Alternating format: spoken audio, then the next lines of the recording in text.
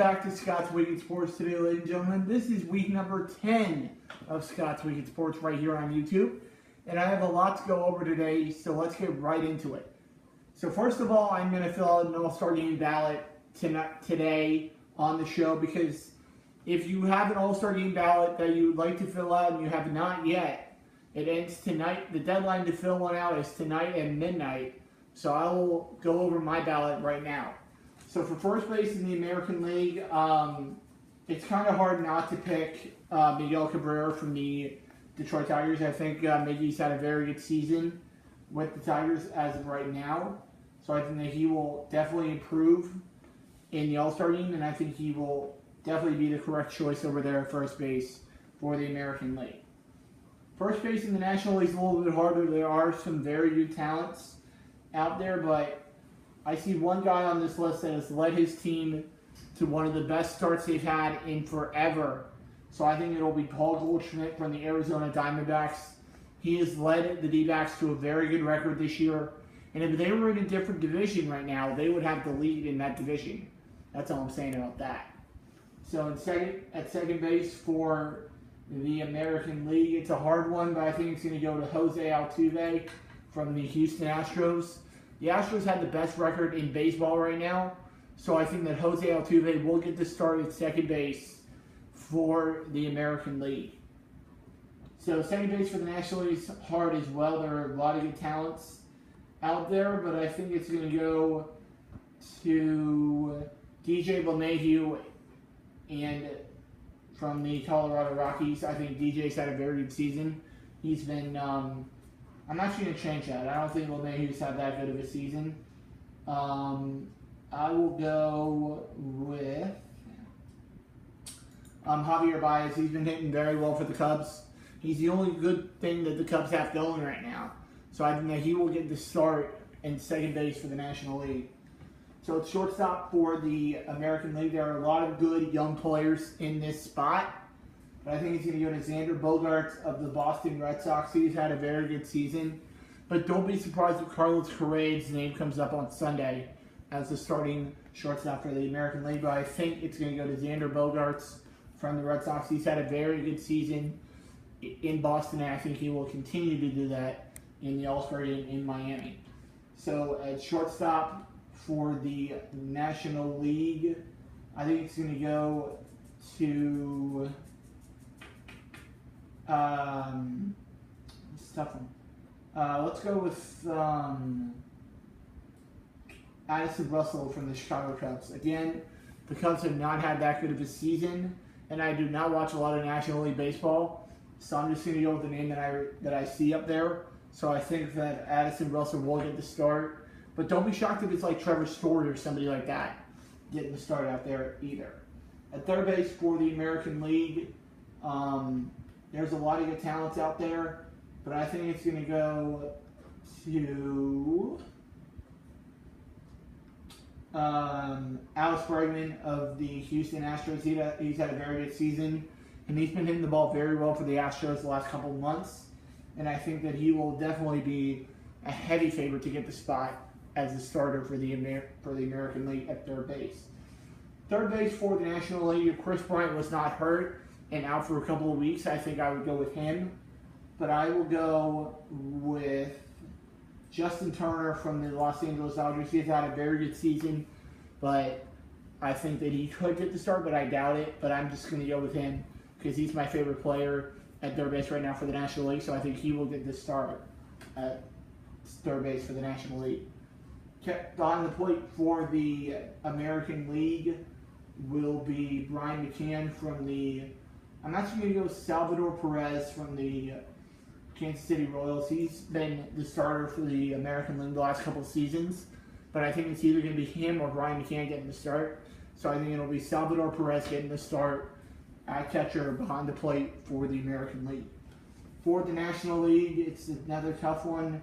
There's a lot of good talents out there, but I will go with Yasmani Grandal from the Los Angeles Dodgers. I think he's had a very good season as well for the Dodgers down there at Chavez Ravine. So I think he will be a big name that will get the start at behind the plate for the National League. And now my DH for the American League. I am very happy this guy just moved into first place in the American League, because right now he leads the American League in hitting. I will go with Corey Dickerson from the Tampa Bay Rays. I think Corey Dickerson has had a very good season. Probably one of the only bright spots the Rays have right now. But I think he has led this team to where they are right now. And I think that Corey Dickerson deserves the spot as the starting DH for the American League. And now on to my outfielders. This is a very hard spot because you got to pick three of them. The first choice, without question, will be Aaron Judge from the Yankees. He's had a very good season, and he has been the big name that a lot of people have been talking about from the Yankees, and I think he will get the start once I can find him on the list. There he is. No. Let me see if I can find him here.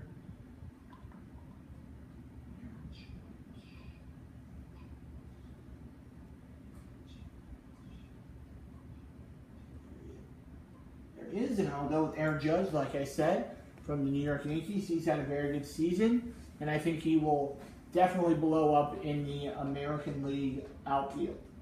Another guy I think will get the start in the American League will be Mike Trout. He's had a very good season as well.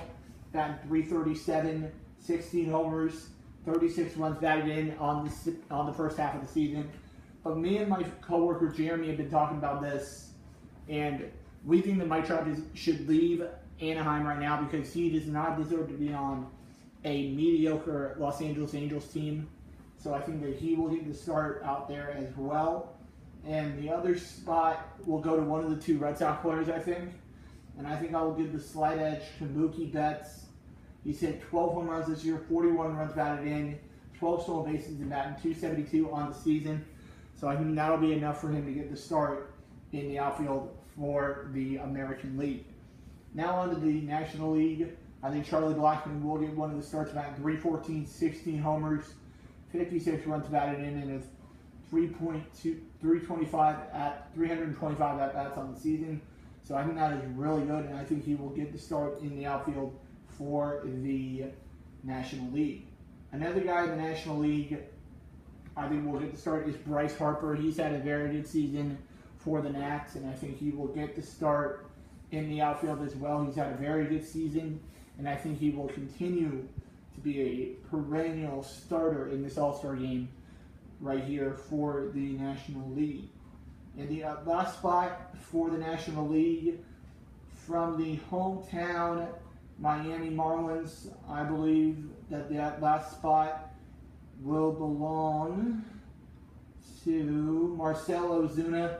He's hit 20 home runs this year, 54 runs batted in, .315 batting average. So I think he will get the start in the outfield for the National League. And now on to my Slammiversary predictions for this Sunday, July 2nd, on pay-per-view. For the first time this year, Impact Wrestling will be on pay-per-view this Sunday, 8 o'clock Eastern, 5 p.m. Pacific, live on pay-per-view. And here is my predictions for the show.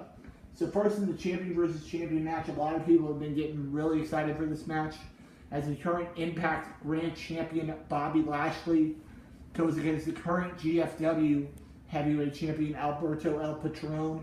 And I think El Patron's been wanting a match with Lashley for the last couple of months, ever since El Patron beat Lashley, but then had to vacate his title based on an interference or disqualification. I can't really remember, but he did have to vacate the title, so I think El Patron will get some revenge on Lashley as he gets the win in the main event of Slammiversary. Next up, in the best 2 out of 3 falls match for the X Division Championship, as the current champion Sanjay Dutt, who just won the title 3 weeks ago on Impact Wrestling, will go against the former champion, getting his rematch at Slammiversary Low Ki. And I think that Sanjay Dutt will retain the title because he has been one of the stars of the X Division since day one.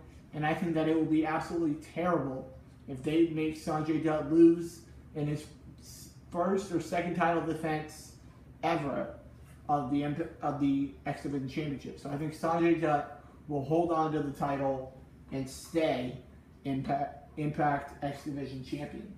Next up will be the tag team match that not a lot of people are getting excited about.